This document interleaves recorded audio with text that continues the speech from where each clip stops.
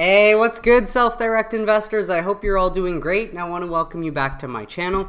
If you're new here, my name is Jordan. I'm the mind behind Make More Capital, and today we're coming at you with This Week in Cannabis News from April 3rd to the 9th. Now, before we jump in, if you enjoy this video or you learned something, please just leave a like on it as it really helps out my channel.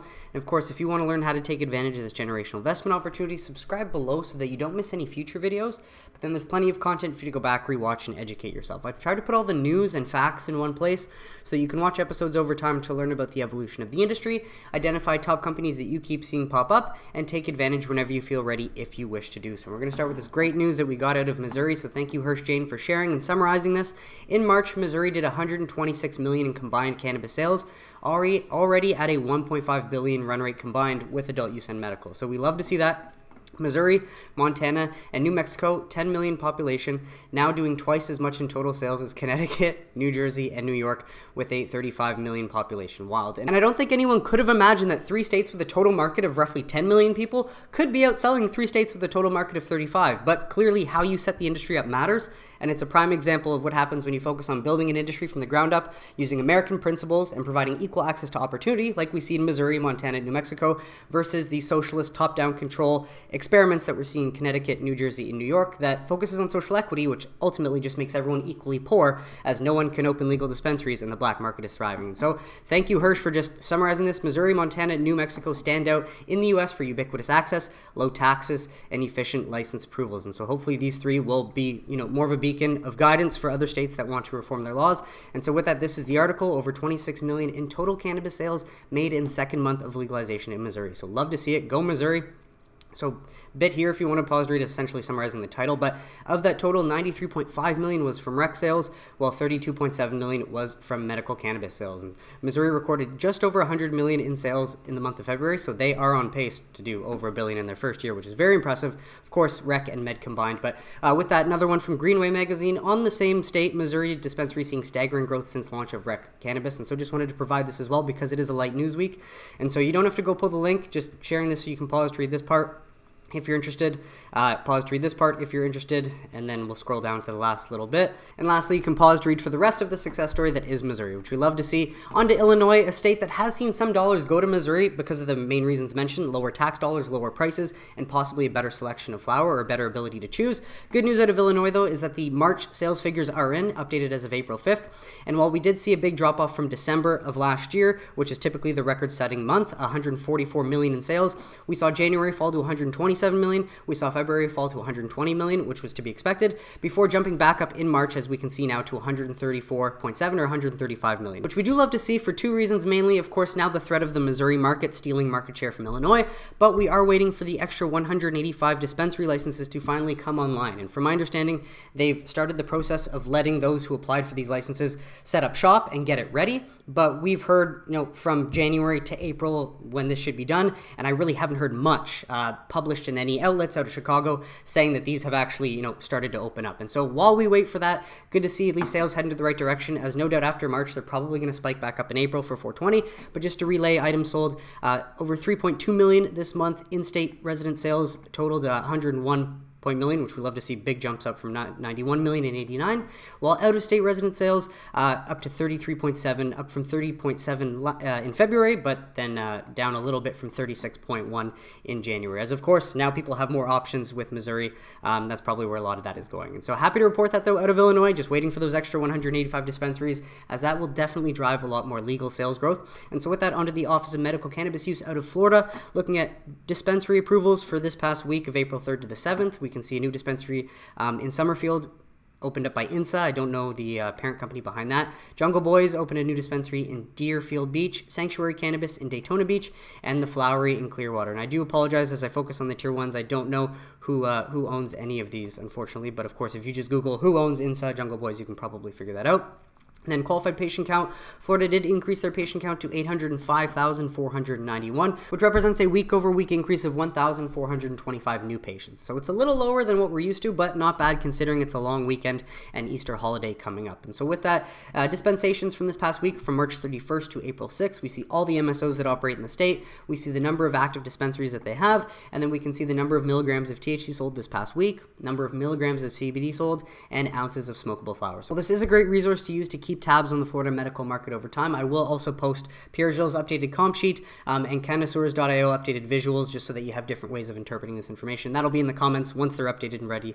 I'll pull those on Twitter eventually. But with that, from MJ Biz Daily, again, light news on the MSOs, but a little bit out of Green Thumb that we hadn't heard thus far, and so this is good to know, as Green Thumb's deal to sell medical cannabis at Florida gas stations is on hold amidst litigation. And so while we heard about that deal a while back with Green Thumb and Circle K, nothing really came of it, and apparently this is why. And so you can pause, read a little bit more about essentially just saying why nothing has come of it, but the deal is currently in litigation, so I cannot comment any further, and Williams didn't provide details about the nature of the litigation. And so we don't know much, but that's why nothing has happened, so I invite you to pause, read if you're interested. Otherwise, you can grab the full link.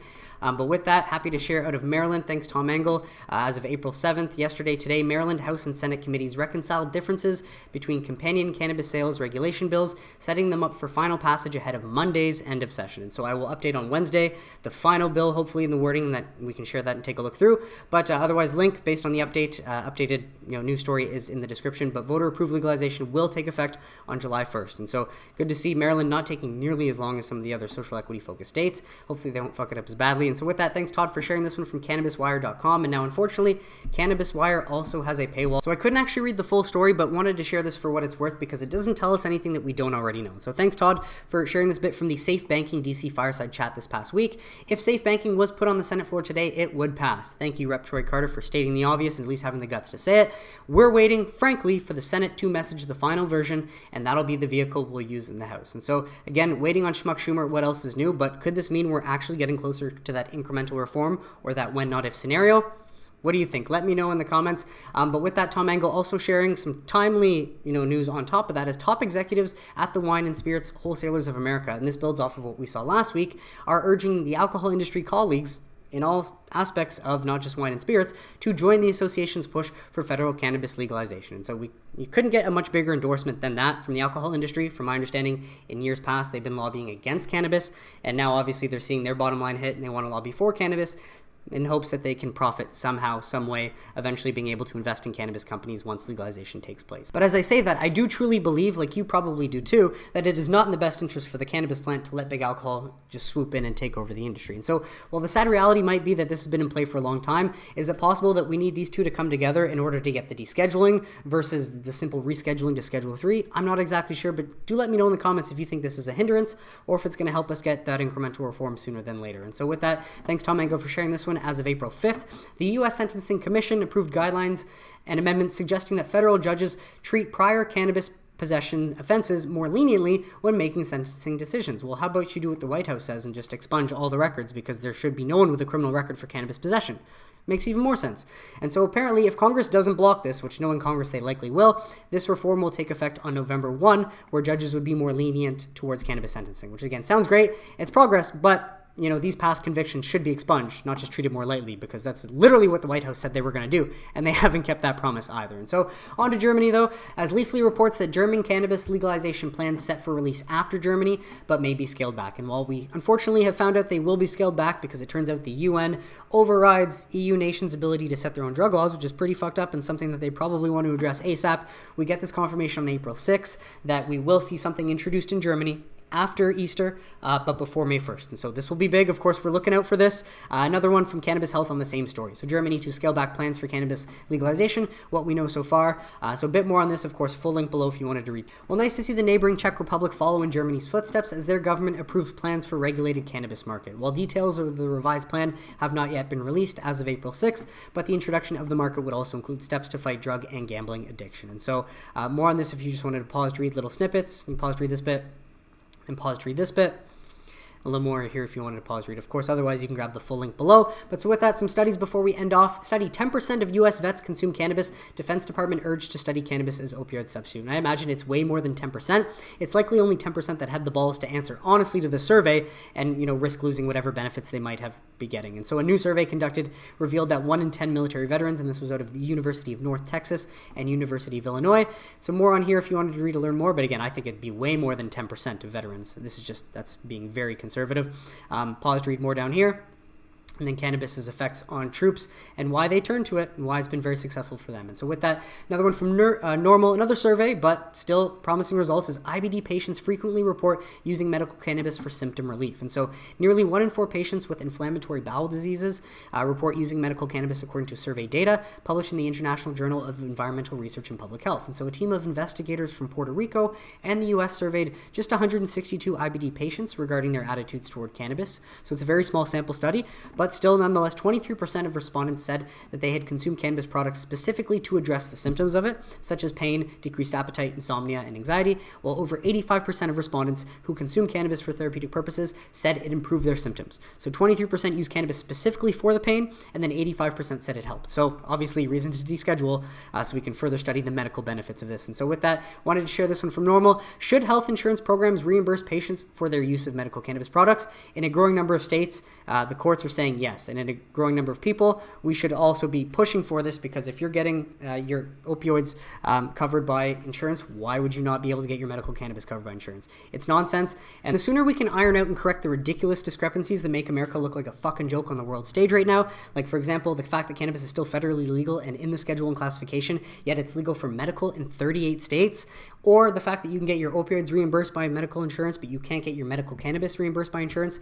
Again, so the sooner we can correct these, the sooner people can take America a bit more seriously, and it will go a long way in helping normalize the plant. And so link below if you wanted to read through that from Normal. And lastly, just have to share that no industry is immune to corruption and greed, and that's just why we need to focus on building strong individuals that have integrity, values, and principles that aren't going to succumb to a few Benjamins, right? So this one from Vice: former GOP speaker took 110 in bribes for weed licenses. Again, highlighting how corrupt politicians are. Sadly, this one coming from the weed industry, but it's not nearly as bad as what we saw in my Wednesday video, where that cop out of California, the old grandma, was selling opioids and fentanyl for however many years, right? She should get the death penalty because she's got a lot of blood on her hands. This is obviously against the law, and he should go to jail and he should be held accountable, but not necessarily nearly as bad as the corruption we see in other industries. As bribes included cash payments and free travel on a businessman's private plane. Ooh, I hope it was worth it. So just highlighting that no one is immune to greed, and according to court documents, former Speaker Rick Johnson took bribes from 2 lobbyists and a businessman who sought to get medical cannabis licenses.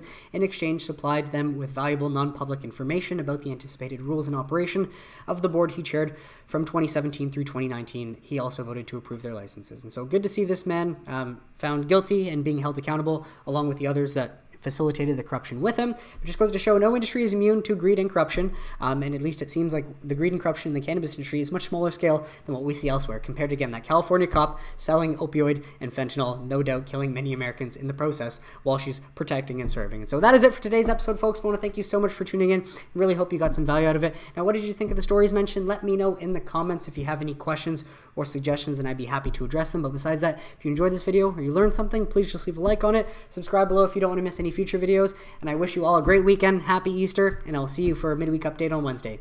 Take care, everybody.